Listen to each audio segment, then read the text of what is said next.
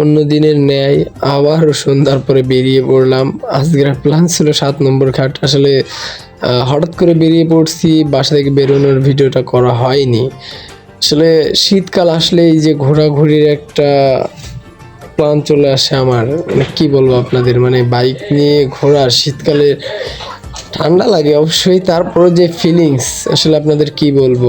আর মনে করেন যে বলার মতো না, এত ভালো লাগে। আর 7 নম্বর ঘাটে গেলে তো কোনো কথাই নাই, এত মানুষের ভিড়। মনে করেন যে মন খারাপ থাকলেও মন ভালো হয়ে যাওয়ার মতন একটা জায়গা। আর সাথে যদি কারোর গার্লফ্রেন্ড থাকে তাহলে তাই নিয়ে যাবেন, তাহলে দেখবেন যে আরো বেশি। কিন্তু আমাদের তো নাই, আমরা সেকেন্ড ফ্রেন্ড সার্কেল। আবার সামনে দেখতেছিলাম এক কাকি আর এক কাকিরে নিয়ে বাইক চালাচ্ছে। আফসোস, আজ পর্যন্ত জীবনে কোনো মেয়ে বাইকের পিছনে উঠাইতে পারলাম না। কিন্তু ওই কাকিরে নিচ্ছে। কাকি চাইলে আমি লিফট দিতে পারতাম, তা বলছিলাম, কিন্তু তারা রাজি হয়নি। কিন্তু যাই হোক, তারপরে আমরা আরো সামনের দিকে আগাচ্ছিলাম।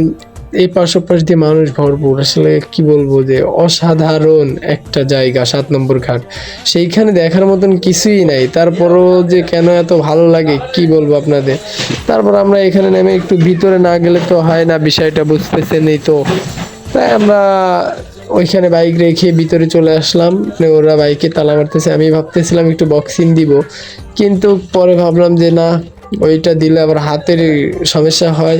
এই জন্য আর ওইদিকে না যেয়ে আমি আবার নিজেকে একটু দেখতেছিলাম যে আসলে কেমন দেখা যাচ্ছে 7 নম্বর ঘাটে। এদিক ওদিক তো দেখতেছিলাম অনেক মেয়ে ছেলে আছে, বুঝলেন। তারপরে নিজের একটু ভালো দেখা যাচ্ছে কিনা এটা দেখার জন্যই আসলে নিজের দিকে একটু ক্যামেরা ঘুরেলাম। তারপর দেখি যে চুলটা একটু এলোমেলো, এখন ঠিক করার সময় নেই, যেহেতু বাইকে আসছি চুলটা এলোমেলো হবে, এটা তো স্বাভাবিক, সবাই জানেনি। আর উপরে যে দেখা যাচ্ছে, এটা তো আসলে কত সুন্দর, আপনাদের কি বলবো।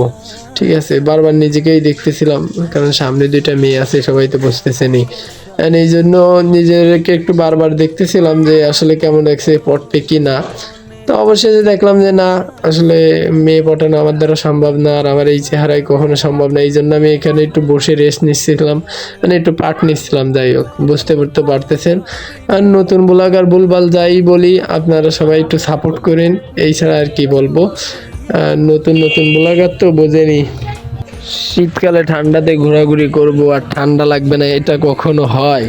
বুঝতেছেন। এখন সেই দিনের ন্যায় আবারও সেই ঠান্ডা লেগে গেছে, বুঝলেন। আর কি বলবো, কথা বলতেও খুব কষ্ট হচ্ছে। সব কিছু মিলে এই জেলায় মনে করেন যে আছি আলহামদুলিল্লাহ। সো